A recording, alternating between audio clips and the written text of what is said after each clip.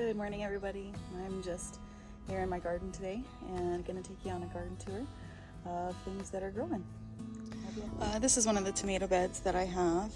Pretty cool that we've got some other squash that are coming up. I have had the worst time with these smaller squash, but it looks like I've actually got some flowering going. Some cool looking fruit in there. This guy is getting a lot bigger, which is awesome. And we finally have female flowers that are starting down here, which is good news. These guys really haven't produced any fruit for us lately. I'm worried that they have fusarium wilt, and so I'm probably gonna go ahead and take these guys out. The other thing that I'm wondering is if a lot of these are not setting fruit because there's not enough phosphorus in my soil. So one thing that I'll do today is go ahead and put in some phosphorus fertilizer that I have, and we're starting to get some issues with blight, I believe, as well.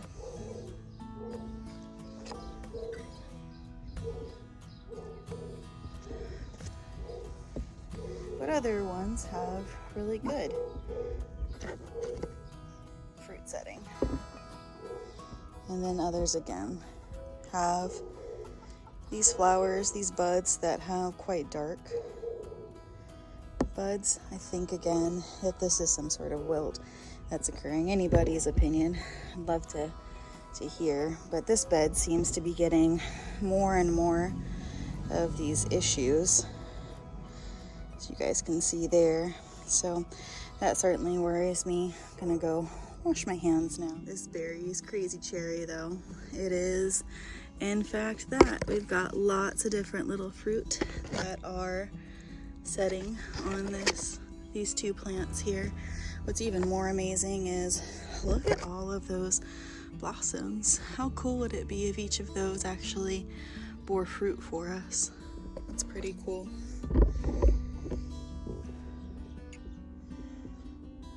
Good fruit setting on here as well. And if I take you over here, this is our paste tomato bed. I am not as thrilled with my choices this year. I chose both Bonnie's Best tomatoes as well as the Martinez Roma, which is a determinate plant. It's set fruit in some places. It's done a good job on this particular plant, but when I look at its sister or cousin over here, just one, and then just one out of all of these, and then most of them don't have really anything on them. So I'm hoping to get some more fruit out of this bed, and the Bonnie's Best has really, unfortunately, not produced anything for me, which is very disappointing. But one of the things that is really cool recently is that this is one of my tomato beds. Spacing was a little bit of an experiment this year. You can see that over there, the spacing is about a foot, and where it should be about 18 inches. So we'll see how that plays out. But the thing I'm most excited about is the fact that these squash are climbing. And they're starting to climb pretty well. But even more exciting is this delicata squash, this table acorn squash setting fruit. I think I have back there, you can see that there is what I believe to be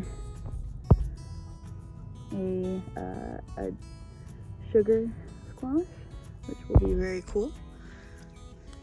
And I'm having the same problem over here with fruit setting. You can see I had lots of blossoms, but some of these aren't setting fruit very well. Others, however, are thriving in this situation.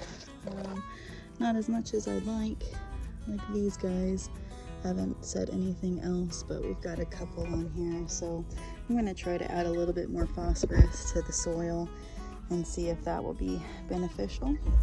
One of the cool things that my husband and I did this weekend was we started pulling up quite a bit of this soft neck garlic, and this is the first time we've grown this. So the rule of thumb that I've heard that you should use is to count the number of leaves, look at the outer leaves here, and if they start yellowing or if the soft necks start falling over, that's when you should start removing them from the soil. So we got quite a bit of a good garlic harvest from this patch back here. Obviously, we still have quite a few to go. We have lots of onions that are still here. Some of them are bulbing a little bit better than others that haven't already fallen over. I've started interplanting some okra, so you can see over here, in the hopes that I can already start the okra planting in this bed.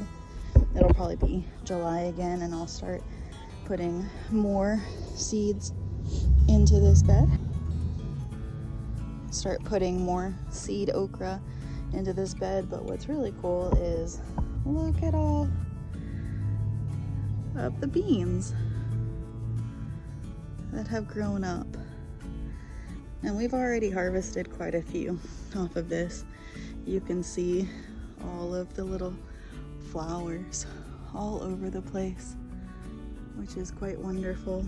And you can see that these guys are definitely starting to set good fruit, good beans along these stalks.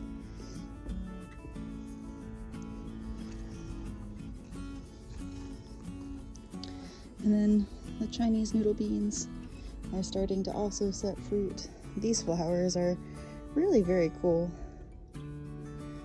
Kind of double like the other beans are, but they just are very, very pretty flowers. Very cool.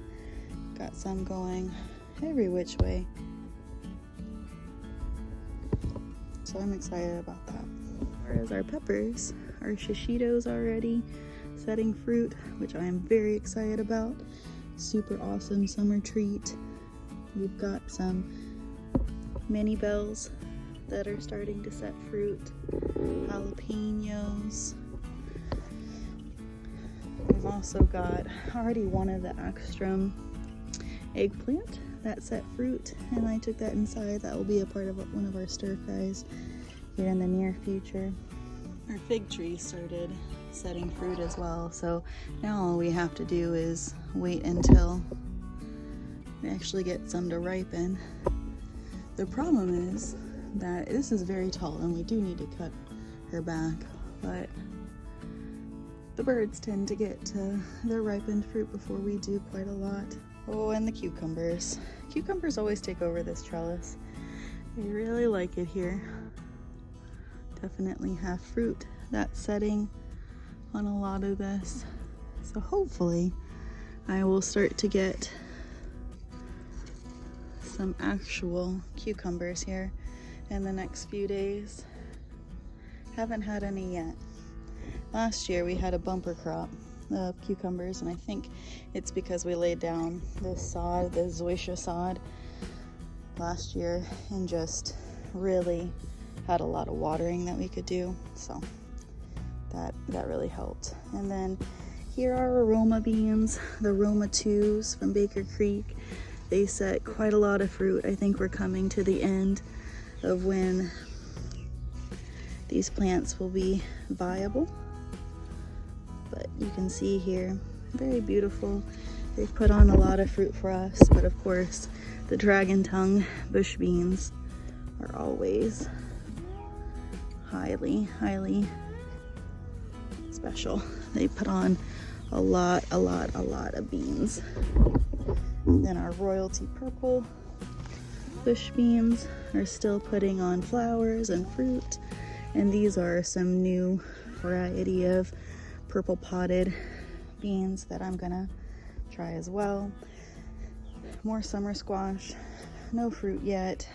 Vine borers I've gotten to some of these, and it does look like they need a little bit of nutrition here. And then we've mounded up our potatoes as much as possible at this point. I mean, growing in beds is a little bit more difficult, especially with these guys over here. If you have any thoughts on how to mound up those potato hills, please let me know. I think it's really difficult at the end there to get any sort of mounding, but we're hoping to get some more potatoes out of that. That would be pretty cool. It's exciting to see how different it is from 2 weeks ago. Our apple tree is doing pretty well, but unfortunately, I think our pear tree has given in to fire blight, which is very saddening. I'm gonna try to take these back a little bit and spray it down with some copper fungicide, and then I've got some anti-fire blight from Fertiloom coming as well. The lettuces are doing okay. I think we're feeding more of the snails and pill bugs and slugs more than anything, because all of my ragged jack kale is succumbing to them. The dino kale is doing a little bit better, but I did take down quite a lot of the old kale that had seeded for next year as well.